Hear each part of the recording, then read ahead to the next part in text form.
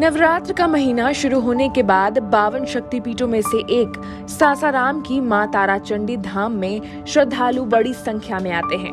52 शक्तिपीठों में से एक सासाराम के इस मंदिर के भक्त माता रानी की पूजा अर्चना करके देश के कई कोने से आते हैं। बिहार के सासाराम से 5 किलोमीटर दूर है मां ताराचंडी धाम। मान्यता है कि यहाँ आने पर सच्चे मन से मांगी गई सारी मुराद पूरी होती है। भगवान विष्णु के चक्र से खंडित होकर माता सती का दायां नेत्र यहीं पर गिरा था और कहा जाता है कि भगवान परशुराम ने राजा सहस्त्रबाहु को पराजित करने के लिए मां ताराचंडी की आराधना की थी। दुर्गा सप्तमी के अनुसार महिषासुर के 2 सेनापति चंड और मुंड में से चंड का वध इसी जगह हुआ था। तब से ये जगह ताराचंडी शक्तिपीठ के नाम से प्रसिद्ध है और इसी शक्तिपीठ पर नवरात्र में हमारे संवाददाता गए। श्रद्धालुओं की ये भीड़ माता रानी के दर्शन और पूजन करने के लिए यहाँ पहुँची थी।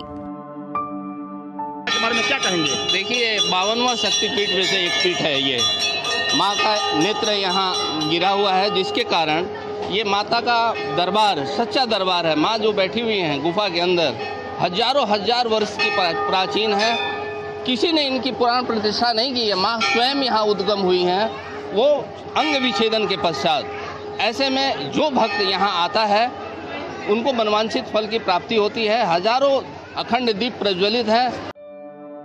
ताराचंडी धाम में अखंड दीप जलाने की परंपरा बन गई है। हजारों की संख्या में लोग देश विदेश से इस अखंड दीप को जलाने यहाँ पहुँचते हैं। जब हमारे संवाददाता ने वहाँ के पुजारी से जलते अखंड दीप के बारे में पूछा तो सुनिए क्या कहना रहा उनका।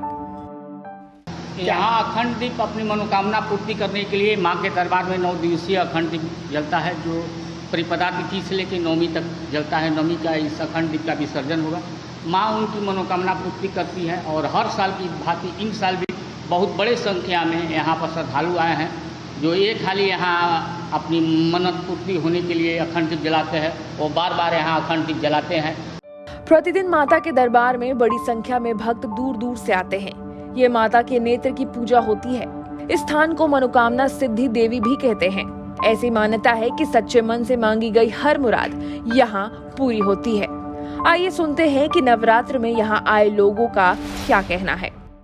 माता का मतलब ही है सभी लोग को देखना, बच्चे को अपना जो कहा जाता है ना कि बेटा ये कुमाता हो सकता है, लेकिन माता कुमाता नहीं होती है।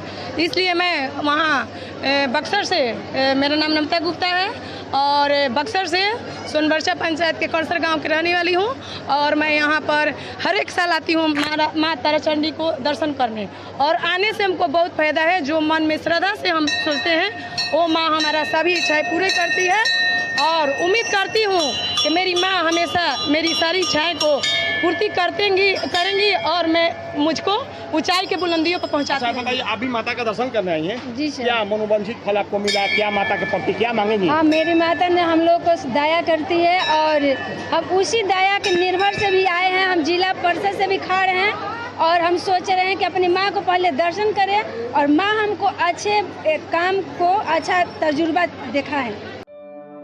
तो देखा आपने, यहाँ आए भक्त कई बार श्रद्धा से तो कई बार अपने मन में कई मुराद लेकर आते हैं और इस साल भी श्रद्धालुओं की ये भीड़ यहाँ पहुंची है। सासाराम से मनोज सिंह की रिपोर्ट, बिहार तक।